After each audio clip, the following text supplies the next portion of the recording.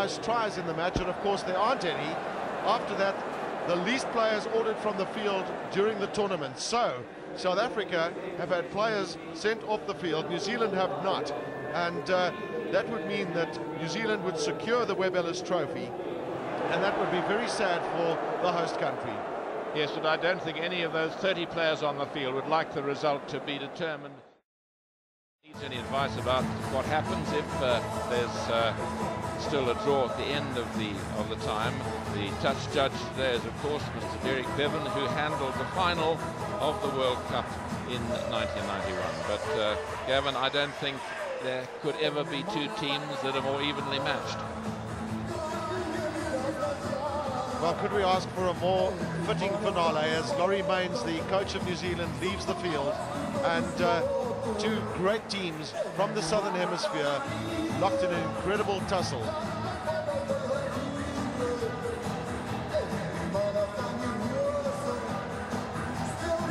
Not a soul has moved from their seat, and flags are flying throughout Ellis Park.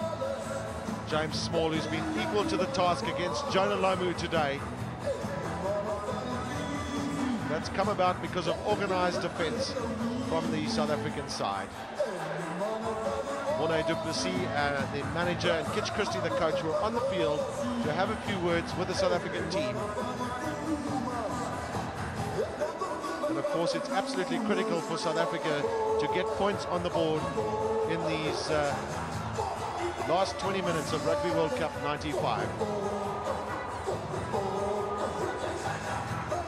Are South Africa going to pay for the fact that they had a person sent from the field?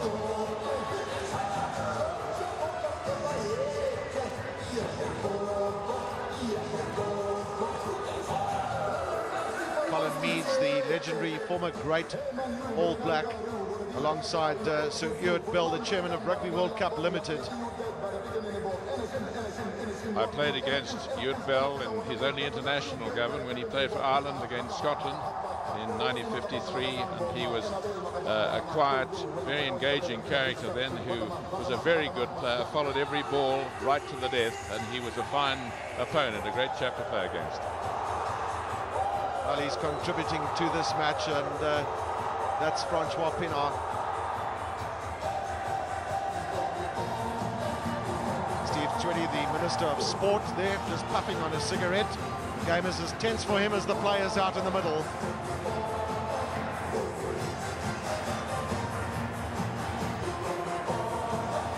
Well, it'll be a test of great character in these last 20 minutes of this match. That's Ruben Kruger.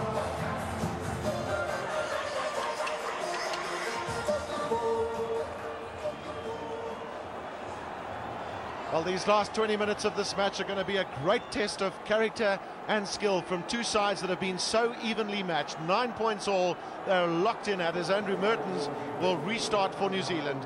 And both teams will be guarding against making mistakes in these 20 minutes. 10 minutes each way in this extra time at Rugby World Cup 95. Sean Fitzpatrick, he's had the advantage of having played in a final and won in 1987. The only one for New Zealand. Mertens' start, well taken by South Africa. Van der Westhuizen.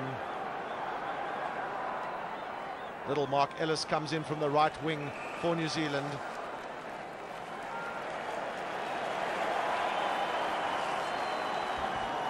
That's Mark Ellis.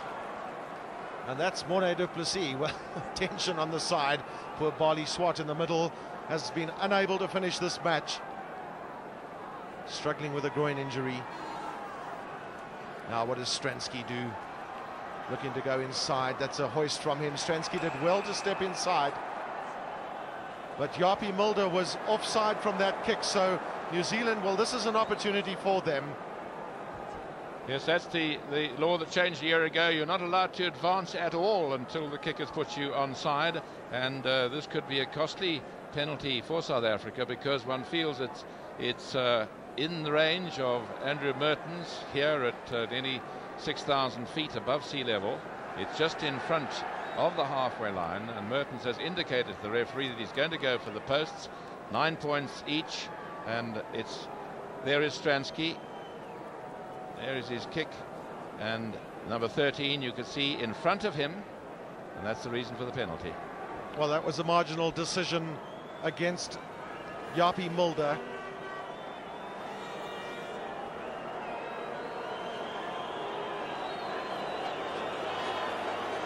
One of the most important kicks in young Andrew Mertens' career as an All Black.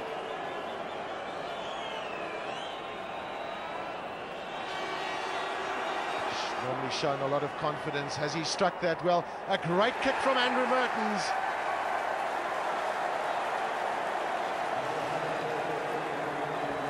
Well, he certainly had length in reserve, because it was high above the crossbar when it went over, and that is a very useful thing for New Zealand. Big jump from the New Zealanders. Robin Brooke and Ian Jones have been so good from the takes at those kick-ins. Bishop onto Chester Williams. Well, that ball drifted out. Well, the pressure's on South Africa now, because they really are going to have to score, and probably score twice if they don't score a try, because the rules of the competition are such that after 10 minutes of play, if the sides are still even, it'll be the scorer of the most tries in the match, and if there aren't any, after that it goes to the side who has the least number of players ordered from the field during this entire tournament, and that would count against South Africa. Hannes Strydom can't control. Knock on by South Africa, but there's still 17 minutes of rugby to be played, 10 minutes each way, and New Zealand, of course, getting the psychological boost of first blood in the extra time, and so it means that psychologically New Zealand have the points on the board, and South Africa have still got to put them on. And looks as though Craig Dowd might be leaving the field. He'll have to get the okay from the doctor, but play cannot go on now until there is a proper front ranker replacing him, so this time will be deducted from the 10 minutes to be played in the first half, and the doctor will have to certify that it would not be good for his health to carry on, and that is Dr. Clive Noble on the right, and he said to the referee okay, and so the replacement looks like Richard Lowe can come on the field. Richard Lowe's not short on experience for his country. Of course, it's a fresh pair of legs as well. There's not many players are tested with this type of situation where they have to play in extra time. Tip kick through there from Little. This is Andre Joubert. Picks up well, does Joubert. Back to Pienaar. The huge tackle on Francois Pienaar by Zinzan Brook. Chester Williams has had few opportunities in this match. He shrugs off that tackle from Mark Ellis.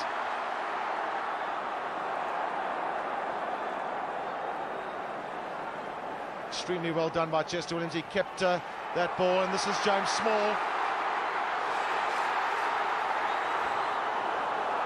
Well, the pass went forward, so South African hands are on their head. Joel Stransky feels quite alarmed. So does Johan Roux on the bench for South Africa. Yes, the referee quite well positioned to see it. Here he is, James Small. Perhaps he hesitated as he passed.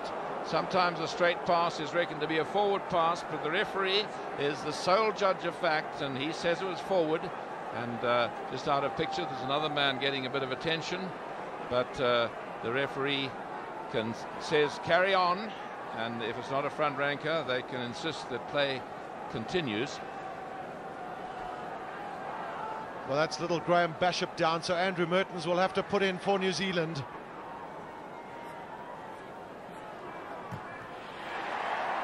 Kick is charged down, and no players were offsides. New Zealand moving it wide.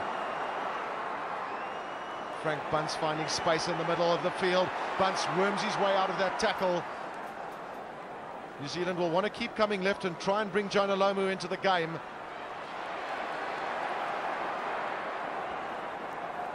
Osborne's support is meritorious there for the All Blacks. Mertens.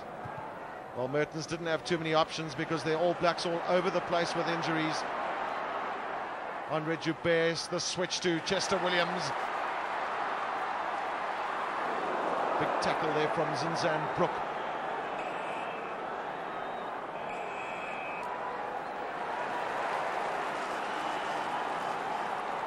Well, Mark Andrews is down for South Africa, and Chester Williams was very, very heavily tackled. All the New Zealanders are back on their feet. An exception there of Zinzan Brook. This is really energy-sapping stuff. Yes, Mark took a kick there.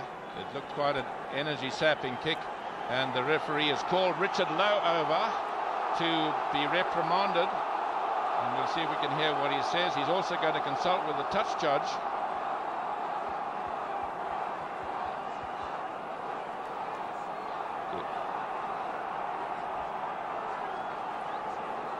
Well, Richard Lowe did not hear the whistle from the referee. That was the indication as he charged in to that ruck, and the penalty is going the way of South Africa, so it'll be some relief for them. And you heard coming through the other mic, the referee saying to Fitzpatrick, a caution. So Richard Lowe has been officially cautioned, so if he indulges in any doubtful play again, the law says he must, underline must, be sent off.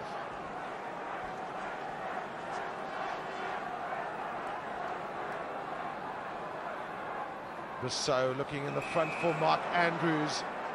Well, the All Blacks closed that line out too quickly, so South Africa have the free kick. They will not be able to kick it goal. Tactical appreciation from Francois Pinault is critical. Once again, it's Pieter Durant looking for some form of weakness in the All Black armour. Stransky, switch to Yapi Mulder. Mulder shrugs off that first tackle. It was good play by the big centre.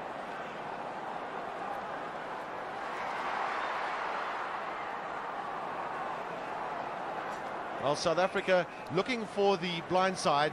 The thrust on the line they know is critical for them, because they're going to have to score a try or at least 2 penalties if there's no reply from New Zealand. That will be to secure the William Webb Ellis Trophy. Just look how tight the game has been. It's only New Zealand that have shadowed South Africa in the lineouts. The possession that has come, of course, has been of great quality as well, and that's largely been because of Ian Jones. He's the man with the number 4, and he's back in the middle.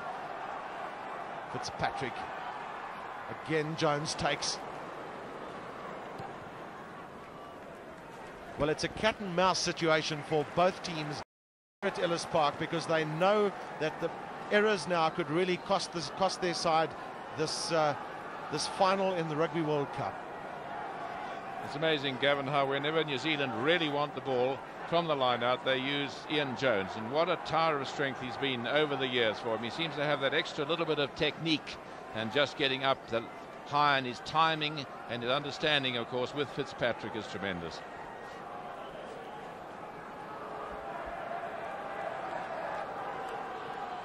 Chris Rousseau looking for Hannes Strydom. That's the tap down. It was well played by Pieter Durant. Get New Zealand onto the back foot. Stransky. This time the South African midfielder onside. That's the tap down. Pagel picks up. Well, penalty's gone South Africa's way, because New Zealand went over the top there, stopped that ball from coming out.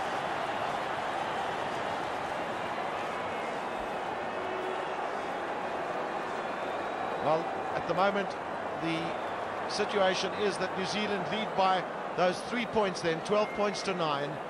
And Stransky this time has got this kick of immense importance for his country.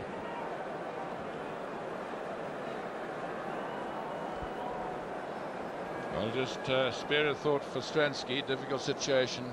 There's the up and under, and a very good one, because it's high enough. It lands outside the 22. No one could do a mark.